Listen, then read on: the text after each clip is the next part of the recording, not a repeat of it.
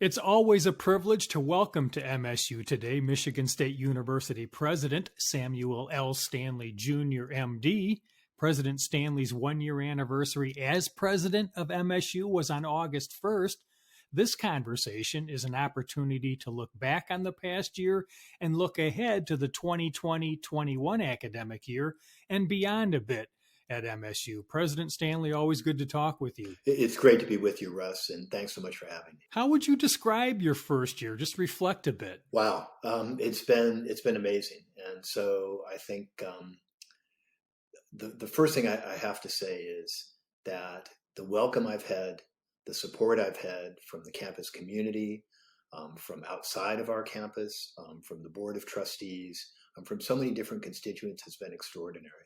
And people have really offered both their ideas and their work effort to help me succeed and, of course, to help Michigan State University move forward. So I'm very grateful for that. I also continue to be impressed by the Spartans and this whole concept of Spartans' will, our ability to get things done and to be tenacious and resilient under the most difficult circumstances has really shown through, and with multiple examples during my time at Michigan State University. So from the point of view of feeling as though I'm working with people who are interested in making a difference, feeling as though we're willing to take on the challenges that face us and really work to continue to make the university better in every way we can, I feel very good actually about this first year.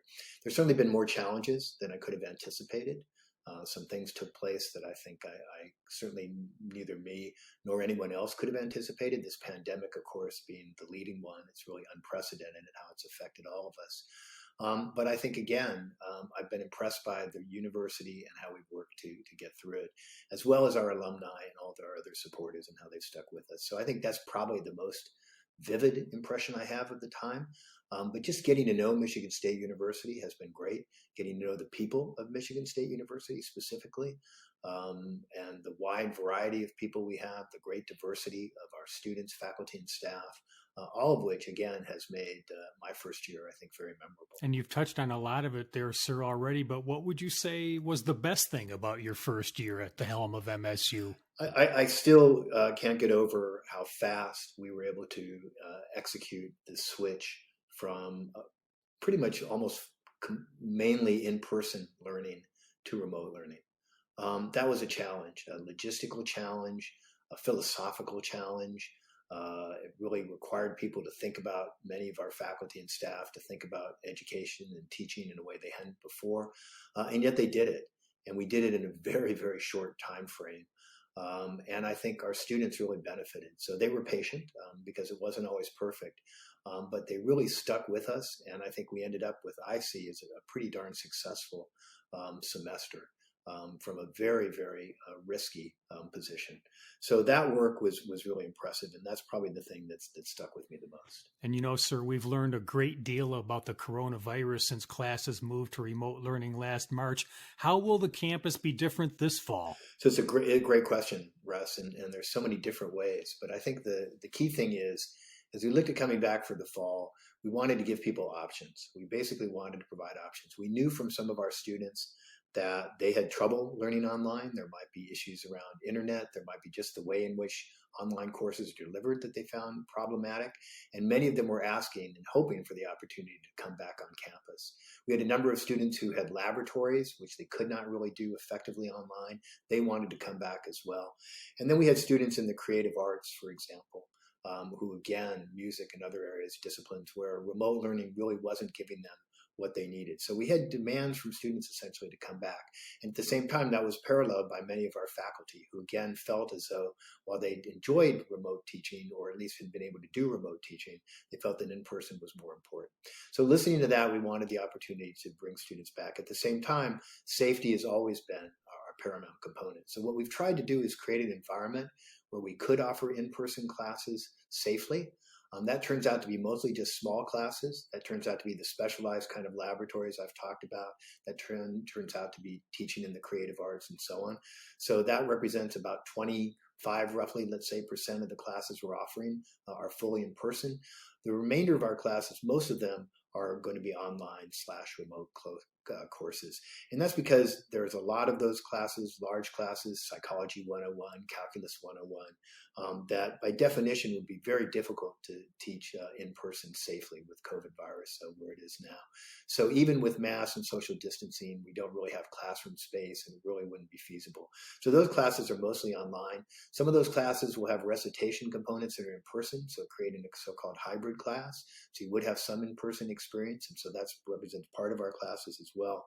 But most of the classes during this semester will be taught online. Around the campus, we're really emphasizing everybody's responsibility to take care of themselves and others, and that's really critical. I think the most important part of dealing with COVID-19, and I think what we've learned and what I've learned, is that you have to work on the assumption, because there's such a high risk of asymptomatic infection, that everybody you encounter is potentially infected with COVID-19, and you're potentially infected with COVID-19. So that's why we encourage everybody to wear a mask, because you don't know who you're encountering, whether they might be infected, and you don't know whether you might be infected and capable of spreading to others. And so for that reason, mask wearing is really the cornerstone of what we're going to be doing.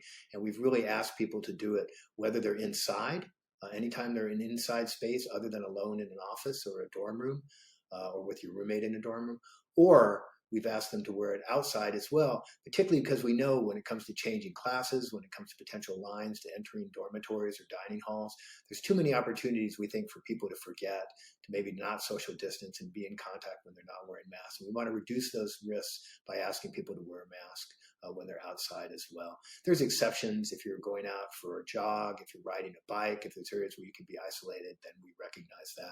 But in general, we expect people to be socially distancing, so 6 feet apart is probably the right number, and wearing a mask, and then practicing appropriate personal hygiene. And then the second thing we're asking people to do, and this is also very important, is to monitor their health. One of the things we're trying to do is make sure that we provide access to tests for anybody who has a symptom or anybody who feels unwell.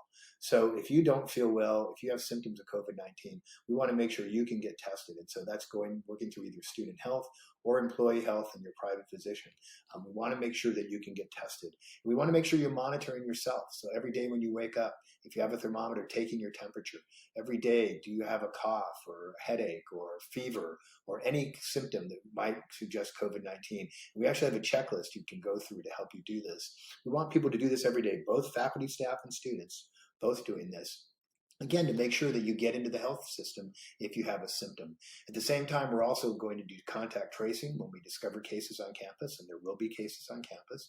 But when we see cases on campus, we're doing contact tracing of those, and we're actually hiring some people to help supplement what's going on. So we'll have testing available for people who are symptomatic and for contacts. We're looking at surveillance testing. We've developed an internal PCR machine, a PCR-based test that we think may be useful in surveillance, so we can test broader groups of populations to do that, to help us get a better handle on potential outbreaks on campus. So those are some of the things we're doing.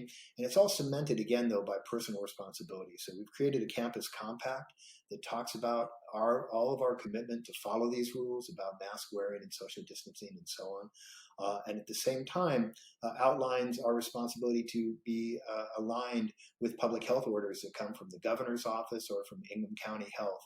We're doing both those things to make sure, again, we keep campus safe. So by doing those things, I think what we're trying to do is this. We're trying to give people an option. So you could decide to take this semester and be completely online. So if you have all online courses, you may want to stay at home, take these courses from home. That may be a safe option for you. If you think you can learn well with remote learning and you can think you can learn well at home, then I'd encourage people to do that. If on the other hand, you don't learn so well remotely, you're concerned about that, you have in-person classes you want to take, then we welcome you back to campus, and we have housing for you on campus with all the precautions I talked about in our dormitories that, again, to reduce the chance of COVID-19 transmission. We welcome you to do that as well. And so we want to give students and parents choices. We've lifted the requirement for first-year students to have to live on campus. We've done that, again, to give people options in terms of what they want to do going forward, so they can strike that balance for them between safety and success, and make sure that you have the opportunity to be successful in your studies and take the courses you want. And that's really important to us, and we know it's important to our students. So that's an incredibly long answer, Russ. And there's other things I could add, but I hope it gives you at least a feel for what we're doing on campus. It certainly does, sir. And, as president in these unprecedented and uncertain times, what leadership skills have you had to call on to mobilize the campus to respond to the crisis? So I think it's very much about, principled leadership to the extent it can be. I think that's about setting some things that we value and think are important as an institution. When we did the return work, we wanted to do that in a principled way. And so that was one of the criteria we put for our committee that led by Dave Weismantel and Norm Beauchamp, that was supposed to leading the task force to return to work, was to have a set of principles and use those and guide us as we came up with our rules. So this principle around safety, around student success, around safety both of students, faculty, and staff, safety of the community, student success. These are all the things we've been looking at as we do this. And I'm amazed at how the great work people have done within those frameworks, thinking very creatively about what we can do to make things safer, while at the same time, also what we can do to improve the quality of our instruction. So a great example is our online instruction. We knew that we needed to improve in this area. So this summer, more than 650 faculty members took a course in how to improve online teaching, because they wanted to make sure they're doing the best job possible when they have to teach remotely or online. So all these things, I think, have kind of come together. And so what I found is by, being careful to communicate as much as I can to everyone, to help them understand the thinking we're doing, to, again, be very inclusive in the makeup of these task forces so that many people around the campus got involved in decision making. We had a number of briefings of shared governance as well. So I think being transparent, communicating, and planning to open in a principled way, I think, have been the key elements of leadership, I think, exhibited not just by me, but by everyone, I think, who's been working in the leadership role on campus. And we Spartans certainly have been fortunate, sir, with your infectious disease background helping us through this very carefully, too. But before I let you go, how do you think MSU and really higher education in general will be different after the pandemic has passed? So it's another great question, Russ. And I think there's a number of changes that I see. So one is obviously in workplace.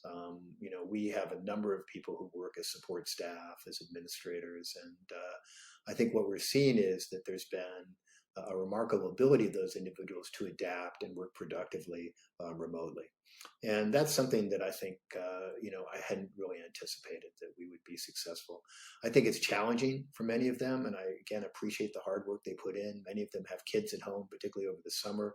Depending on what happens with K through 12 in their neighborhoods, their children may be home again. So it's complex. It probably creates a number of stressors. But at the same time, I think it's been good for us in terms of keeping the campus de-densified and reducing risk of transmission of COVID-19, both on campus and in the region. So that's been a benefit. So I think this ability to work from home kind of changes things. I think that's one. The second is what we just talked about in terms of online classes. I've always thought online classes were a potentially tool that we might not be using enough at Michigan State University. There's certain courses that really do adapt themselves well for an online or a hybrid approach. There's others where I think the in-person really is the right way to go. And I think it's hard for people sometimes to change how they teach. And so I think this has opened up some people's eyes to what can be done remotely. There are advantages in terms of our ability to extend a Michigan State University education to others. And I think the key thing about this is that, these are not MOOCs. These are Michigan State University courses being taught by Michigan State faculty to Michigan State students as it stands in time. But it's a way in which you can reach a broader student body potentially. It's a way we can help maybe other campuses around the state in partnerships to really share some of the great faculty we have and some of the things they do. I think this may encourage some of that going forward. There may be more opportunity for cooperative learning agreements between campuses, which could be helpful. And I do think the kind of flexibility it gives to atypical students, so students who may not be, the 18 to 22 age group, is also helpful maybe in expanding the number of people who could participate in MSU. So I think those are potential positive things going forward.